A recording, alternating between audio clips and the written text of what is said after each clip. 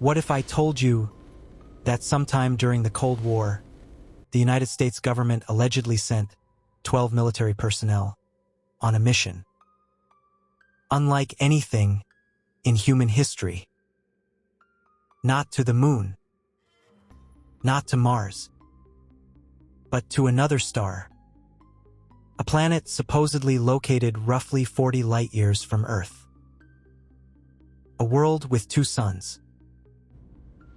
A civilization of mysterious humanoid beings. And a mission that allegedly lasted more than a decade. Hold on. 12 people. To another planet? That's the story. Did nobody think to send 13? Because 12 people on a spaceship sounds like the beginning of a very expensive horror movie. The alleged mission had a name. Project Serpo. And in this episode, we're going to follow the story from its supposed origins to the alleged alien exchange, to the journey to Serpo, to the death of team member 308. And finally, we're going to separate what can actually be documented from what remains conspiracy.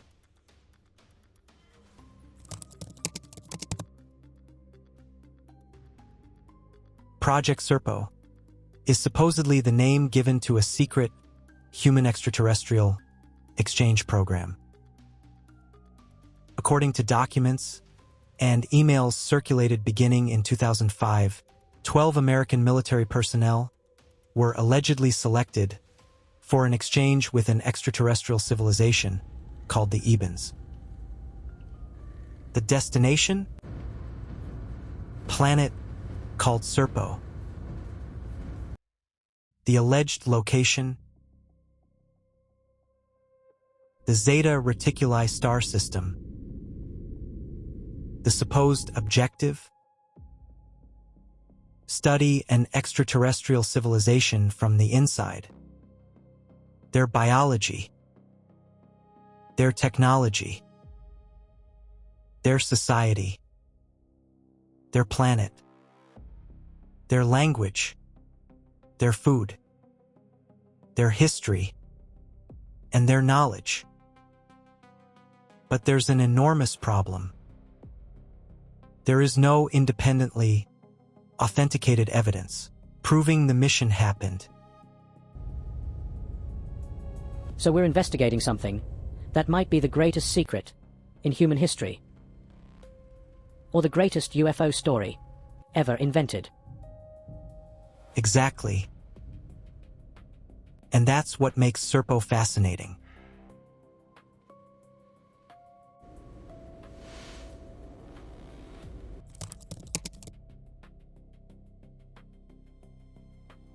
According to the Serpo narrative, the story begins with the UFO crashes of 1947.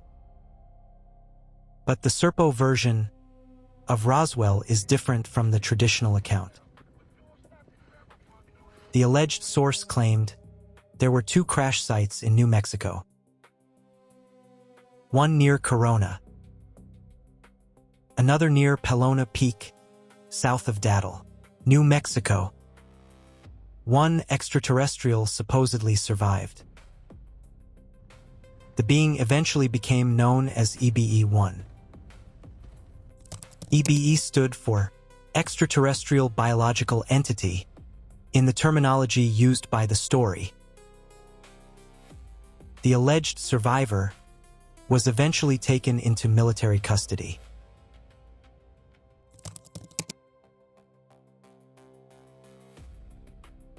The story describes EBE-1 as a small humanoid extraterrestrial. Later accounts describe the Ebens as relatively short, hairless beings with humanoid bodies and highly similar physical appearances. EBE-1 was allegedly a technician or mechanic aboard the crashed craft. According to the narrative, military personnel initially communicated with him using pictures and symbols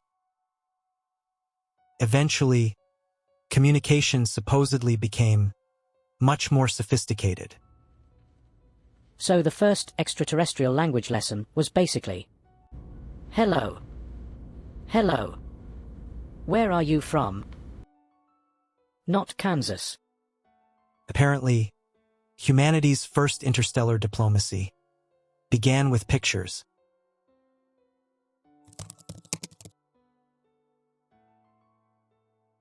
The story claims EBE-1 eventually communicated information about his home world. He supposedly identified a distant star system, and eventually, according to the Serpo narrative, arrangements were made for the aliens to return. This is where the story moves from alleged UFO recovery to alleged extraterrestrial diplomacy.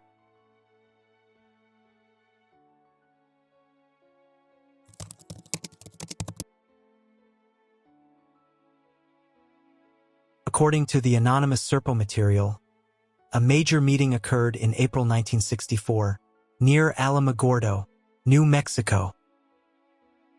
The returning extraterrestrials allegedly arrived to recover the remains of their companions. The Ebens returned to Earth in 1964 to retrieve the bodies. This happened at Holloman Air Force Base in New Mexico. There's actually footage of that landing.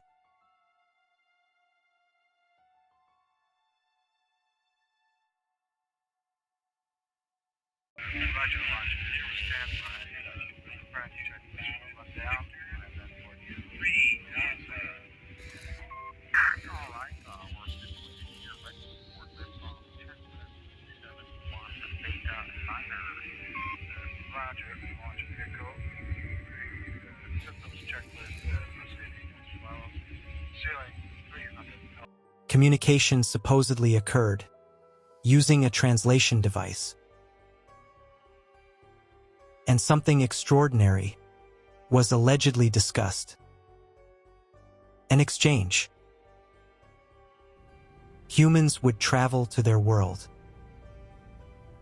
and an extraterrestrial would remain on Earth. Wait. They traded aliens? According to the story, Like diplomatic ambassadors? that's essentially the allegation. About a year later, in July 1965, the team traveled to Groom Lake, near Area 51, for the landing. At 6 a.m., the Ebens ship landed. Several Ebens came out to meet the team of 12, and about 16 military officials. The human team was allowed to bring whatever they needed for the stay. They brought 40 tons of gear, including 10 motorcycles and 3 jeeps. Everything was easily loaded, using anti-gravity technology. Okay, we loaded everything and it fits, but we have to transfer all of it to the bigger ship once we get to the rendezvous point. Really excited about this. No reservations by anyone. The training commander asked all members to make a final decision. The team all said go. We go. Interior of EVA craft is big. There are 3 levels. This is different than the one we trained on. I think that was a scout craft. This one is a shuttle craft.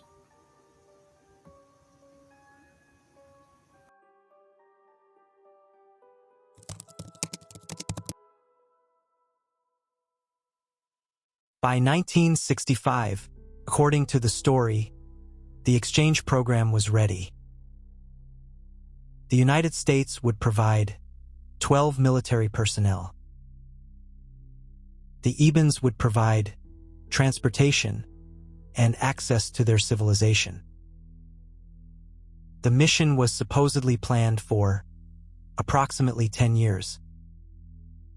The team would study the planet and return with information. But before they could leave, the government allegedly had to make the 12 men disappear.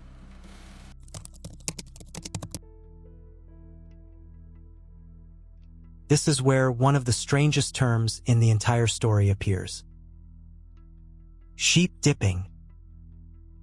In the Serpo narrative, the selected personnel were allegedly removed from normal military records and assigned numerical identities. Their names supposedly disappeared from official systems. No normal military identity. No conventional paper trail. Instead, numbers. So basically, congratulations. You're going to another planet. Also, you're nobody now. That's the claim.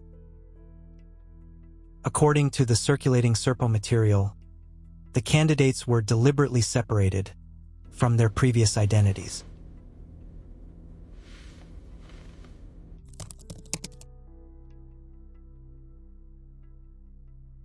And here is where the story gives us something unusual. Not names. Numbers.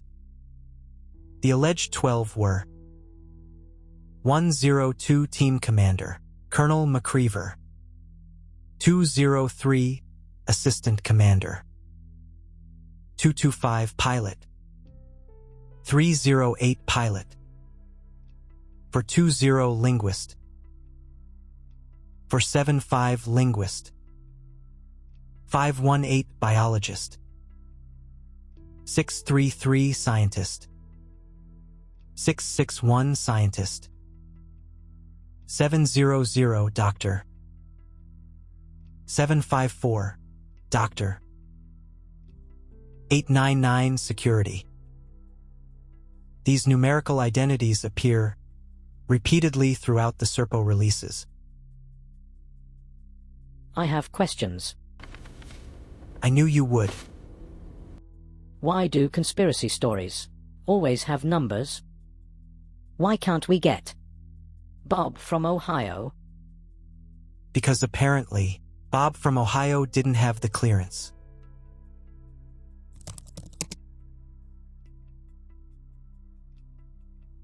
According to the narrative, the team underwent intensive training. They allegedly studied alien language, planetary science, biology, survival, medicine, psychology, and extraterrestrial culture. Some versions claim candidates were placed through extreme isolation exercises. One account describes individuals being confined underground in tiny spaces as part of psychological testing. The supposed purpose? To determine whether the candidates could survive isolation on another world.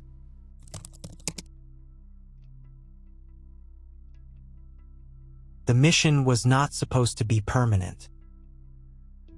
The original plan allegedly called for approximately 10 years on Serpo.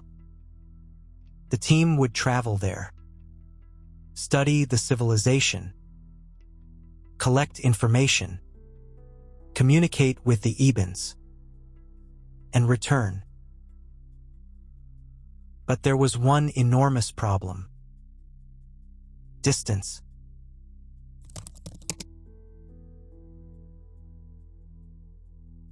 The alleged destination was roughly 40 light-years away, although different Serpo sources give slightly different numbers.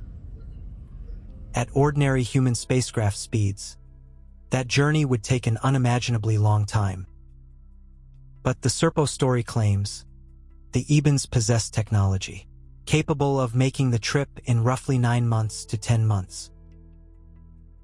9 months? That's faster than my internet provider gets anything done. And that technology becomes one of the biggest questions surrounding the entire story.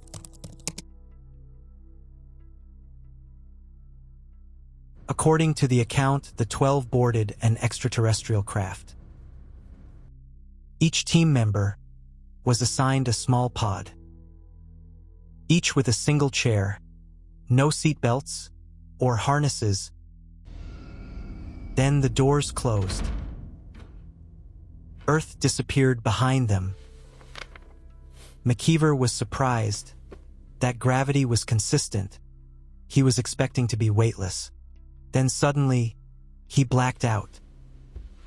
And for the first time in alleged human history, 12 people were traveling toward another star.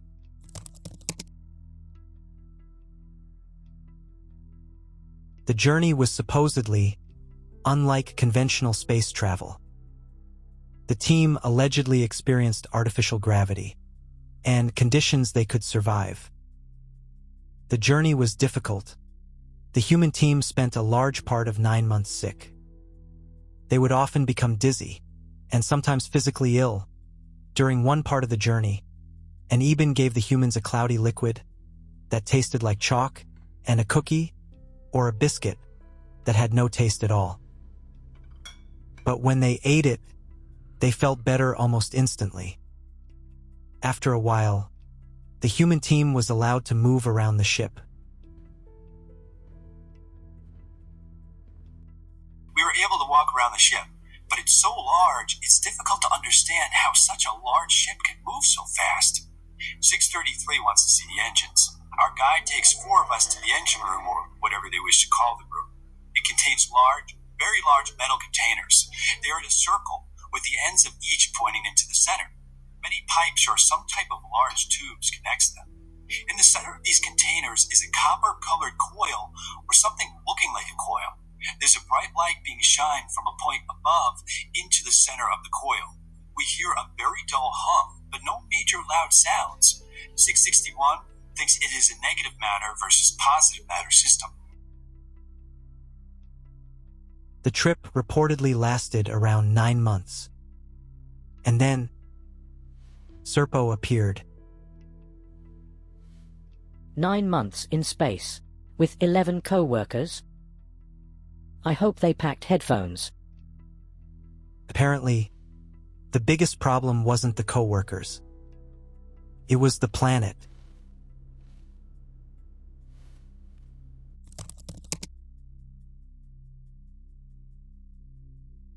Imagine looking through a spacecraft window and seeing 2 suns. A strange world beneath you. No oceans. Different geography. Different vegetation. Different animals. And a civilization that had never been part of human history. This was their new home.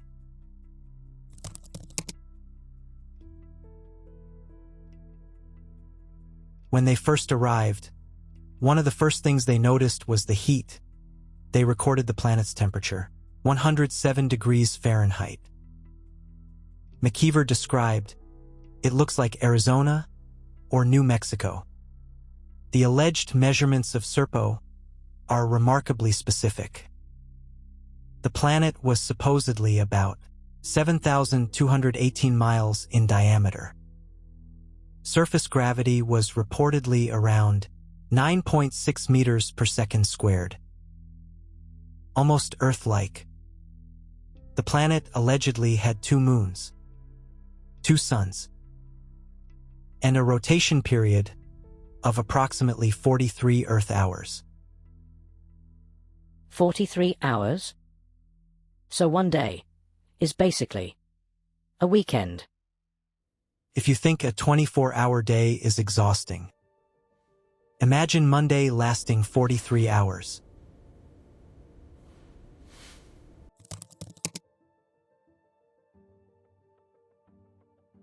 The 2-star environment was allegedly one of the biggest dangers. The team reportedly experienced intense heat and radiation. Temperatures were described as extreme. The sunlight never completely disappeared.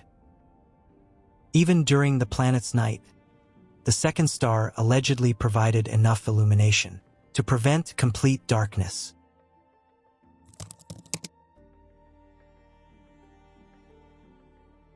Now we meet the Ebens, the beings supposedly native to Serpo. The accounts describe them as short, humanoid, hairless beings. Their appearance were remarkably uniform. They reportedly had highly advanced technology, but lived in relatively simple communities. They were described as disciplined, peaceful, highly organized, and largely free from the violence humans experience. So they're technologically advanced and apparently figured out how not to argue about parking spaces. Humanity still has work to do.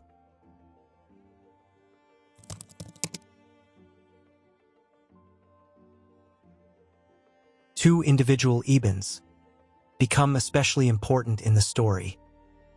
EBE-1, the alleged extraterrestrial connected to the 1947 crash, and EBE-2, a female Eben who allegedly became involved in later human-Eben interactions and became the translator and a guide for the team. Some descriptions portray EBE-2 as a smaller humanoid being, wearing a fitted light-colored garment.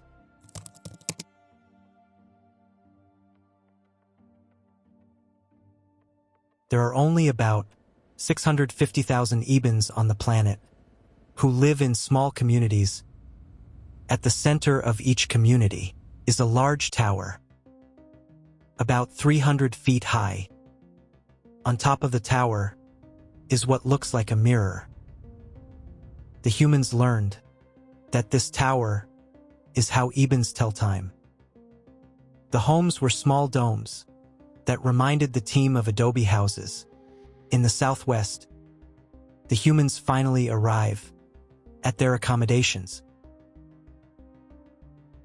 Eben 2 leads us to a series of huts, looking like adobe-style houses. There are four. Behind them is an underground room or storage area. It is built into the ground, underground. We have to walk down a ramp. The doors look like military igloos that store our atomic bombs and Earth. All our gear taken off the spaceship is stored there. We walked down into this area, very large room. Very cool, a lot cooler. We might have to sleep here. All our gear is there. 16 pallets of gear. This igloo is made up of something like concrete, but not the same texture. Feels like soft rubber, but still hard. The floor is made up of the same stuff. There are lights in the ceiling. Looks like spotlights. They have electricity. The human team allegedly discovered a society without money, as humans understand it. There was supposedly little conventional commerce. Individuals received what they needed. Communities were organized around work and social responsibility. There was leadership. There was an army. But the team reportedly saw little evidence of warfare. No, money. According to the story, I'm moving. you don't even know where the planet is. Exactly.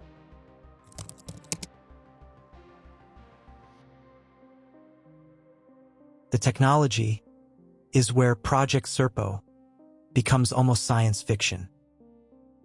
The team allegedly encountered advanced energy systems. One account describes an Eben energy device capable of providing electrical power according to demand. The humans allegedly brought devices back for analysis. The team reportedly could not determine exactly how they worked. The story also claims the Ebens possessed sophisticated communication and transportation technology.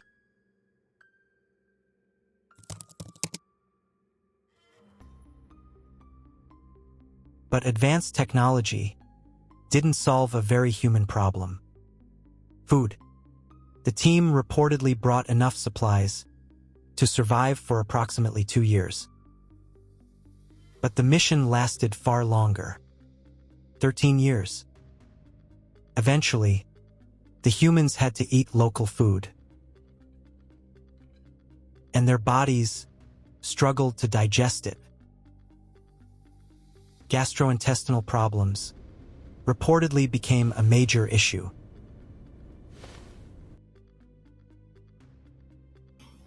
As I mentioned before, the Ebens allowed us to kill the beasts for meat. The meat isn't really bad. 899 says it tastes like bear, which I never ate.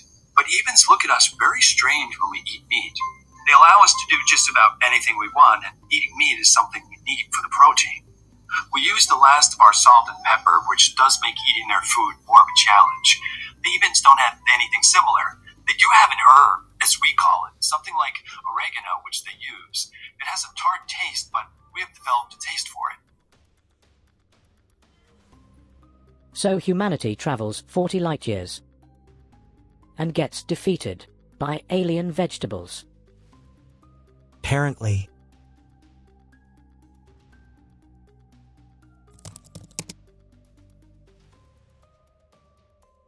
The planet supposedly contained several forms of animal life. Some larger creatures were allegedly used by the Ebens for labor. But according to the accounts, they were not normally eaten. The Serpo material also describes unusual creatures inhabiting different regions. Some later releases describe encounters with large aggressive animals, including snake-like creatures.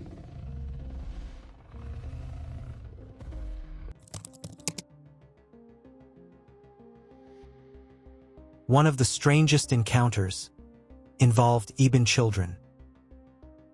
Families were only allowed to have 2 children, and children were rarely seen.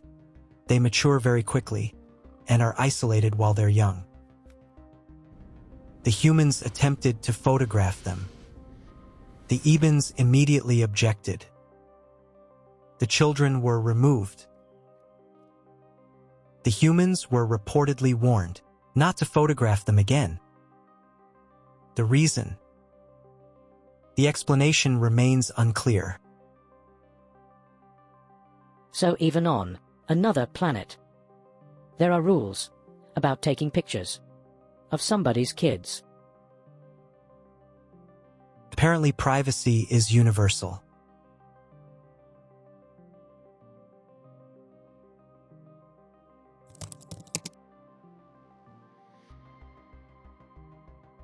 According to different versions of the Serpo story, 2 members of the team died while on the planet. One was allegedly a doctor. Another reportedly died after an injury. The exact circumstances vary between accounts. And this brings us to one of the darkest part in the entire story. Team member 308.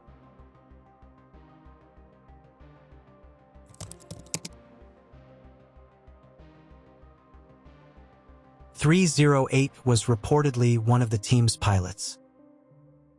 According to the alleged diary material, after his death, the Ebens took possession of his body. McKeever requests the body of team member 308 so they can give him a proper burial. EBE-1 takes McKeever to a building that looks like a medical facility, and an Eben doctor meets them at the door. He speaks almost perfect English. McKeever says he wants 308's body. The Eben doctor's confused. The situation reportedly escalated. He says, "You can't have him." McKeever says, "Give us our man, or we'll take him by force." And allegedly ordered personnel to retrieve weapons. EBE-2 supposedly intervened. She says it's not that they don't want to return 308's body. It's that they can't. The doctor confirms this and says we're using him. McKeever asks what he means.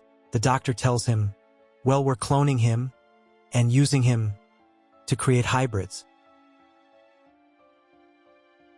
Obviously, cloning a member of the team without permission was a problem, but McKeever heard the doctor out. With Eben, it was considered a great honor to donate your body to science for experimentation and cloning. McKeever doubted he could do much about the situation. The Ebens were peaceful, but they did have a military, and if they wanted to put the humans in prison, or worse, McKeever knew there wasn't much he could do about it. We were only 11 military personnel. We had no way of fighting the Ebens. We did not come 40 light years to start a war with the Ebens, a war we could not win. We could not even win a simple fist fight with Ebens. Even if we could, what then? According to the story, the Eben side eventually revealed that they had been studying 308's body. And then came an extraordinary claim. They had allegedly attempted to create a human clone using biological material from 308. Wait. They cloned him? Yup, that's what the story claims. So 308 went from pilot to astronaut to alien laboratory specimen. That's a terrible promotion. Now there is no independently verified evidence that this cloning occurred. The claim comes from the circulated Serpo narrative.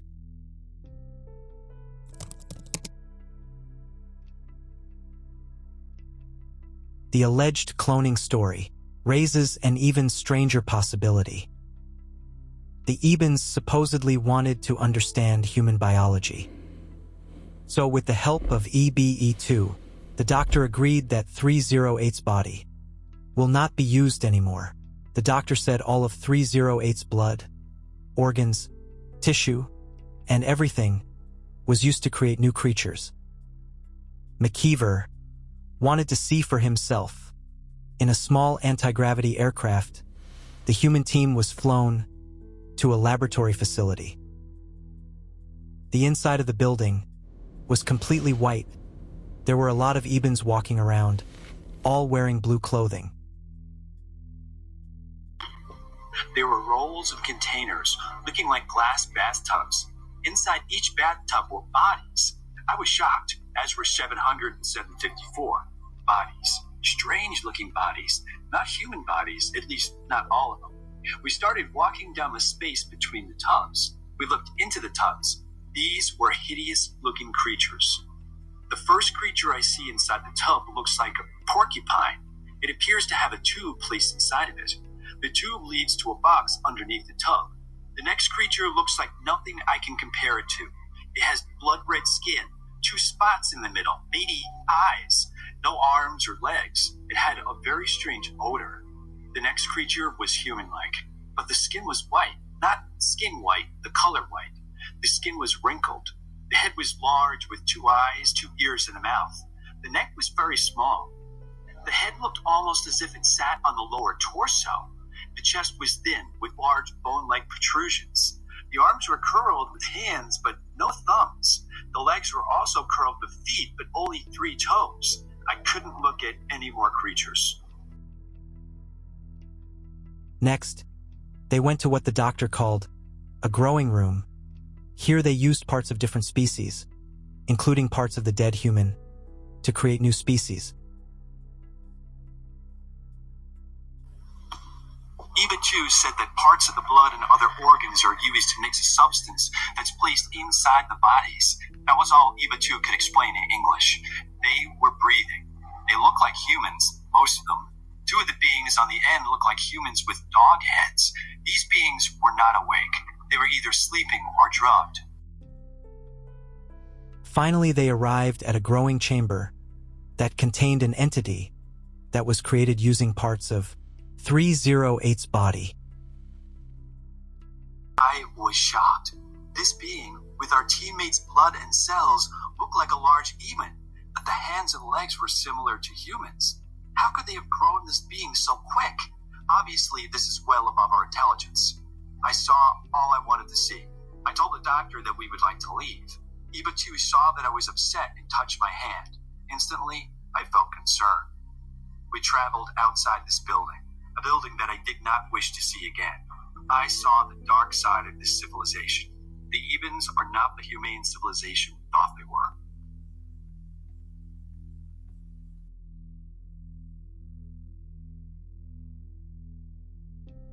The team had already become their living specimens of another civilization.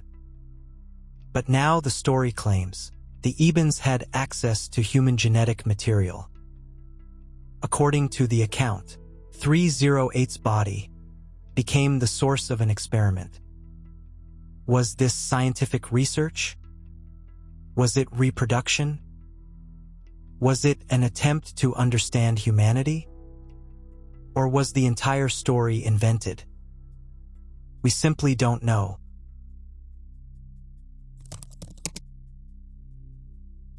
Then there's time. Serpo was supposedly unlike Earth.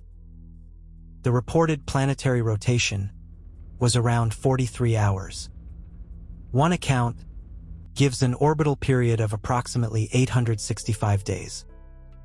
But interpreting that number is complicated because the source material doesn't consistently define whether days means Serpo's 43-hour rotations or Earth days.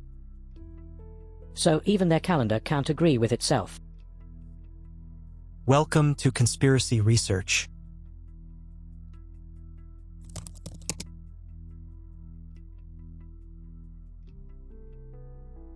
The original plan supposedly called for 10 years. But the mission lasted longer. The team was reportedly expected to return around 1975. They didn't. Eventually, the return allegedly occurred in 1978. 8 members came home. 2 had reportedly died. And 2 chose to remain on Serpo.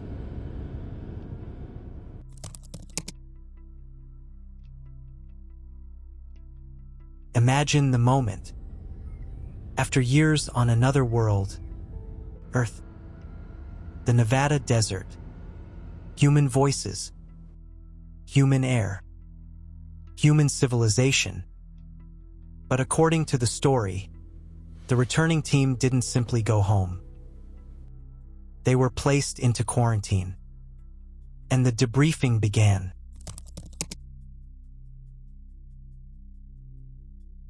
The 3,000-page report. The Serpo narrative claims the returning team produced an enormous debriefing. Approximately 3,000 pages of reports. Audio recordings were also allegedly made. The team supposedly described everything they had witnessed. The planet, the Ebens, technology, biology, culture, and the mission itself. But there is a critical problem. The original authenticated recordings and complete government report have never been publicly produced and independently verified.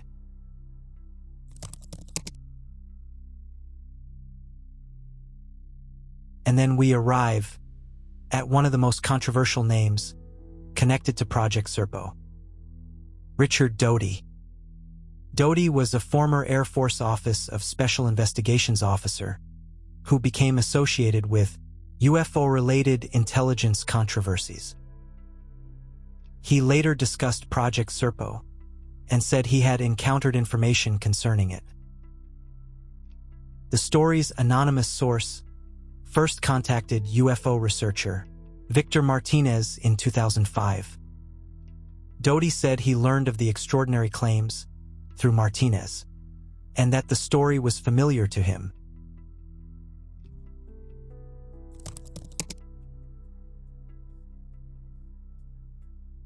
The original Serpo material came from someone calling himself simply Anonymous. He claimed to be a former U.S. government employee. He claimed involvement in a special program. He claimed access to classified information. But his identity was never publicly established in a way that independently verifies the story.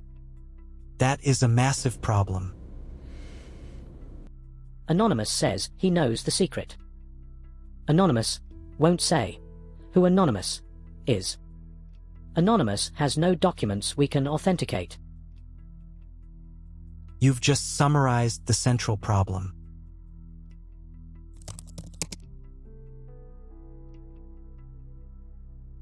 There have been claims of audio recordings, claims of team diaries, claims of classified reports, claims of briefings, claims of photographs, claims of government files, and even claims that portions of the alleged mission were discussed during intelligence briefings. But the existence of a claim is not the same as authentication. The internet contains many copies of Serpo material. What it does not contain is a verified chain of custody, proving the alleged original documents came from the US government.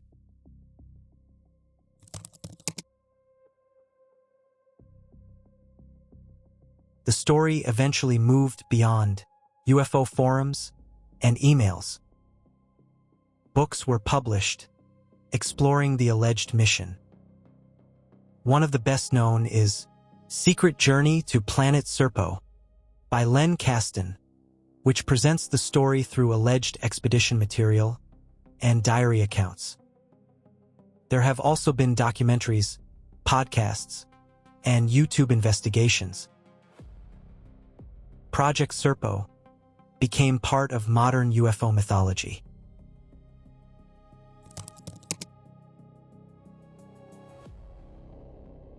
But perhaps the biggest question is not, did humans go to Serpo? It's, why would anyone do it? The alleged goals included scientific research, technology acquisition, understanding extraterrestrial civilization, learning about advanced energy systems, understanding alien biology, and establishing diplomatic relations. But another possibility has been suggested by skeptics.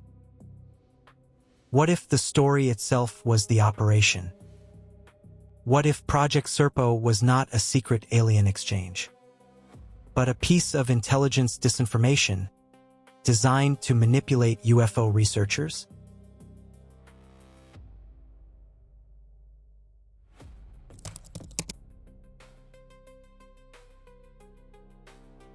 This is where Richard Doty's history becomes important. Doty has been associated with documented UFO-related disinformation controversies. That doesn't automatically prove that Serpo was fabricated, but it creates a serious reason for skepticism. If someone involved in intelligence operations helped circulate a story, we have to ask, was the story genuine? Partially genuine? A modified version of something real? Or deliberately constructed?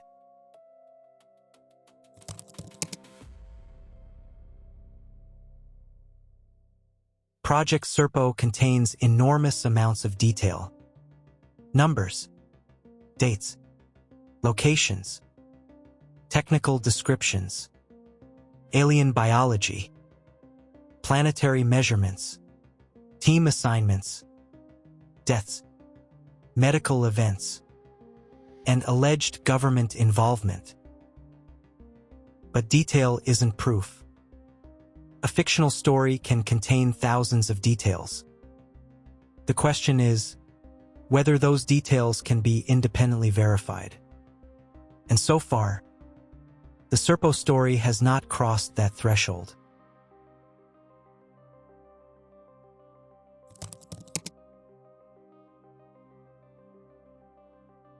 Here is what we can establish. A Project Serpo story appeared publicly in 2005 through anonymous communications associated with Victor Martinez. The story claimed a secret U.S. alien exchange program. It described 12 military personnel. It identified them by numbers. It described a planet called Serpo, connected the planet to Zeta Reticuli. It described beings called Ebens. It became widely discussed in UFO circles. Richard Doty became publicly associated with the story. Books and documentaries were later produced about it. These things are part of the documented history of the Serpo legend.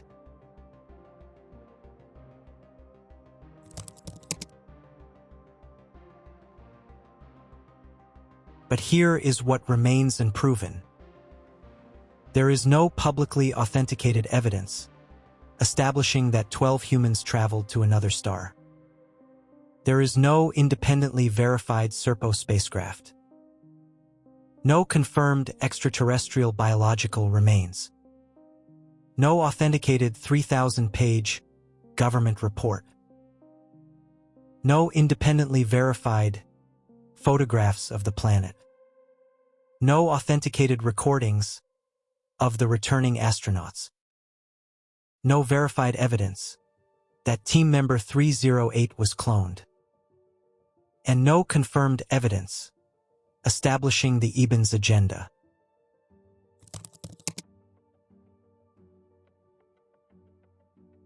So, after everything we've heard, did Project Serpo really happen?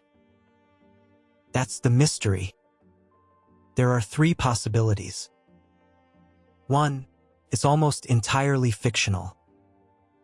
2, it's an intelligence disinformation operation built around UFO mythology.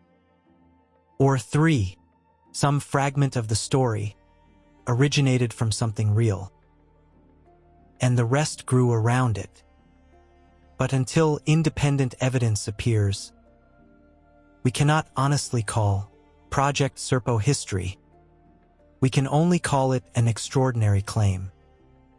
12 people, 1 alien civilization, planet beneath 2 suns, a journey across interstellar space, a dead team member, an alleged clone, secret reports, anonymous whistleblowers, and a former intelligence officer named Richard Doty.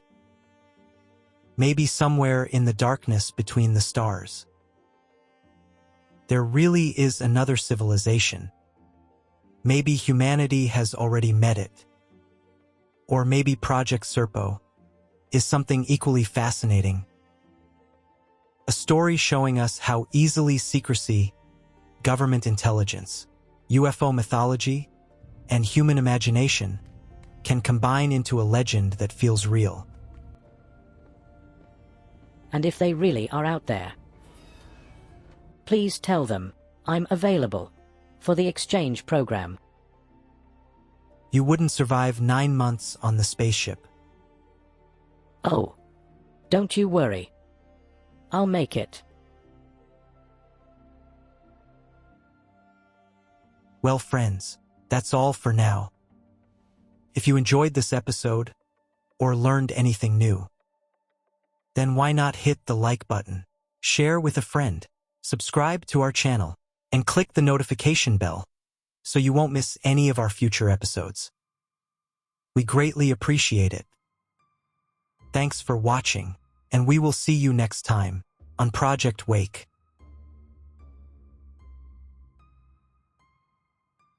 Wait, before you go, check out one of my other episodes, The Lacerda Files, an interview with a female human reptilian. Or click the other episode about 10 alien species humans have made contact with and who live among us. Thanks again.